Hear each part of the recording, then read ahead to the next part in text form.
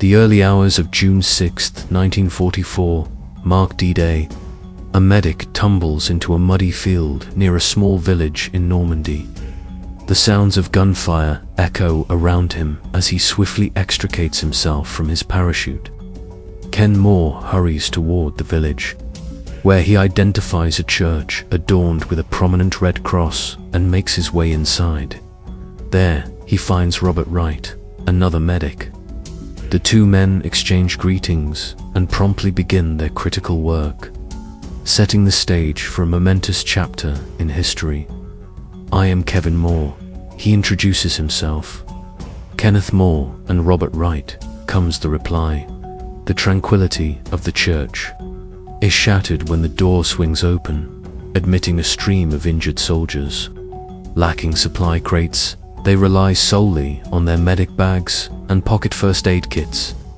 Outside, the conflict escalates as German forces invade the village, transforming the area into a fierce house-to-house combat zone. Within the church, Ken hears the anguished cries of the wounded. He cannot remain idle. Armed only with the red cross on his helmet and armband, he steps into the chaos. "We appreciate your support in maintaining the quality of our channel. If you enjoy our films, consider becoming a member for VIP access to exclusive perks and interaction on Discord. Additionally, if you wish to impress this summer and stand out, a stylish polo shirt is essential. While many may have horses and crocodiles to truly be a standout, you should acquire the latest shirt that is sure to turn heads. Introducing Le Cut. All our premium Le Cut shirts feature Yarnold, our charming feline mascot. Wear it for any occasion. Are you in the club? Le Cat on the yacht. Le Cat engaging in polo. Le Cat, or simply wearing it around town. It acts like catnip for the kittens. Le Cat by Yarnold. Prepare for summer. Now by clicking the link in the description, Kenneth Moore comes to the aid. Back in France, Kenneth Moore notices an injured individual in the distance. Acting swiftly, he seizes the church's old wooden wheelbarrow and dashes across the open road several houses away. A German soldier detects Ken's silhouette.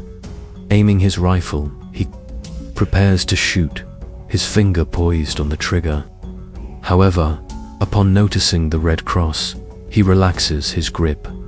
Medic, medic. Ken reaches the other side unharmed and encounters soldiers from the 101st Airborne, providing initial assistance to the wounded man. Together, they lift the man into the wheelbarrow, and Ken races back to the church. He navigates the open road, ducking and sprinting through a hail of bullets to reach safety. Territory is gained and lost throughout the hours, and the two medics continue to bravely venture out, risking their lives to rescue more injured American soldiers. As evening approaches, Ken bursts through the door carrying a wounded man. This time, however, the church falls into a stunned silence. All eyes are fixed on Ken and his patient. For he is not American, it is a German. Ken places the German in a pew and administers aid, completely disregarding the intense stares of the other men. Robert quietly steps forward and without hesitation assists in tending to the German. One by one, the gazers shift away, with no one daring to voice an objection. When questioned about his decision to help the Germans, Ken later remarked, "They were young men, much like ourselves, merely clad in different uniforms." Subsequently, more German soldiers were brought in for medical attention. Inside the church, the efforts continued until the door was forcefully swung open. A German soldier burst into the church, disregarding the no weapons policy. He stood there, outlined by the evening light, with his weapon drawn and poised to fire. The atmosphere was tense, and no one dared to move.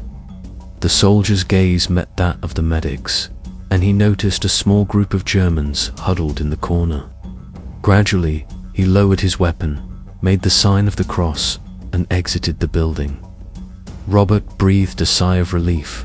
Recognizing the imminent threat, he seized the rifles and enforced a strict no-weapons policy, compelling everyone, irrespective of their allegiance or rank, to leave their firearms at the entrance.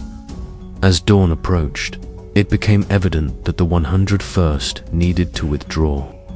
Kenneth Moore and Robert Wright were resolute in their decision to remain. Their commanding officer arrived at the church, cautioning Robert and Ken that they would be compelled to retreat, but the wounded could not be taken with them. A glance exchanged between Ken and Robert solidified their commitment to stay. The Germans reclaimed the village and began bringing their injured to the church, seeking assistance. The church became so crowded that the floor had to be utilized. For the wounded, those deemed unlikely to survive the night were positioned closest to the altar. As the night wore on, a loud knock echoed at the door. A German officer and his men stood at the entrance of the church. As they attempted to enter, Robert reminded them of the no-weapons policy, which applied to everyone, including the Germans. The officer smiled and gestured to his men. Though hesitant, they complied with his directive. Once inside, the officer expressed gratitude to the medics for their assistance and inquired if they required anything. Robert responded, "Supplies and a doctor. I can deliver it to you within 24 hours."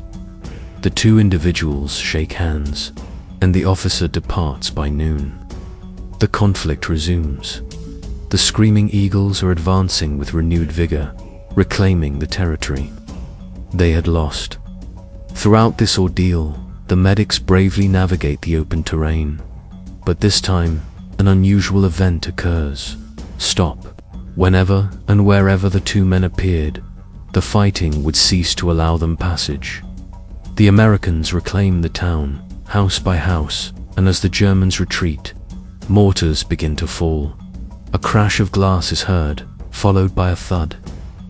As a mortar rolls across the church floor, by an extraordinary stroke of luck, it was defective. Had it detonated, the entire church would have been obliterated. Robert swiftly picks it up and tosses it back from whence it came. Suddenly, a hail of bullets pierces the church's windows, showering glass over several injured individuals. Robert glances out the door and sees a Sherman tank firing its whole machine gun. He immediately rushes out to halt the tank, only to discover that a member of the 101st has arrived. Before him, an American lieutenant approaches to inform the medics that they require access to the church steeple for use as an observation post. Ken outright refuses, asserting, "You cannot do that." The lieutenant, relying on his rank, attempts to compel the medics to relent. But Robert remains resolute. This church served as a sanctuary for the wounded, and it would not be turned into a military asset. Over the span of 3 days and 2 nights, they had cared for more than 80 individuals, with all but two surviving to see another day. The accomplishments of Moore and Wright Church still stands today. ANGOVILLE-O Church. Present day, a monument commemorates the actions of the two medics, accompanied by several stained windows dedicated to them and the liberating forces. The most touching reminder remains the pews, which still bear the marks of that tragic day. Additionally, there is a modest cracked tile that signifies the location where a mortar round unexpectedly failed to explode. Wright expressed a desire to be interred in the church grounds following his death. However, bureaucratic obstacles rendered this impossible.